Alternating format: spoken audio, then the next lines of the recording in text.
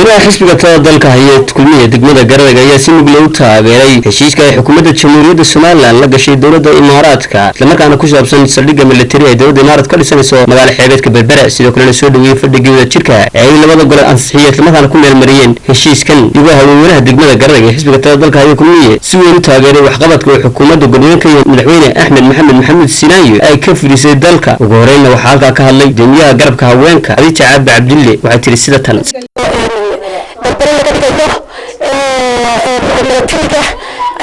imaaraadka carabta ayaan taageersanahay madaxweyne waa tii lagu yaqaanay waa tii lagu soo doortay waad ku mahadsan tahay aad iyo aad baa madaxweyne ugu mahadsan tahay go-aanka adag aad qaadatay ee meel walba aad qaadanayso waxaan soo dhaweynaa kale shidaalka isaguna hadda soo afyeeshay ee laga sameynayo waddanka Somaliland ayaan isaguna soo dhaweynaa oo mudakada laynii balaariyo oo horumar aan gaadhno maanta inaga wax caawinayna haddii shidaal kale inoo soo saaro iyo haddii mudakada laynoo balaariyo iyo haddii badxayto ciidanimo yimaadaba kala abwaad xawo siciid ayaa tix buraanbura ku cabirtay waxqabadka ay xukuumadda guddoonka iyo madaxweyne Axmed Maxamed Sinaayo ay ka filisay dalka sidoo kale tilmaantay ahmiyadda ay dadweynaha Jamhuuriyadda Soomaaliland u leedahay maalgashiga la maalgashado Jamhuuriyadda Soomaaliland Soomaaliland sidii marayninkani ninkii Soomaaliland ilka saarayo kuwaysi samreyn badan sunta ugu jiro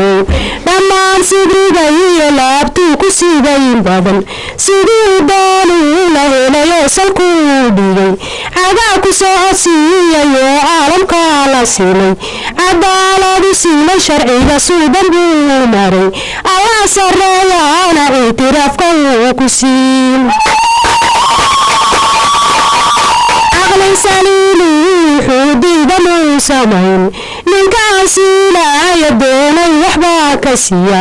ninkiisi laaya jecelow saxbaad ku tahay su-aasha akhirada rabbiyow ka sabata bixi allow samhariiraka ilaali saabirka taariikhda ku suntaaneen inaan kula sinaa ma jiro allow silaaya nooda ninkaana simay wasaaradii sameeyo muraayad saar isagu waridoodadii yaalad buu ka dhigay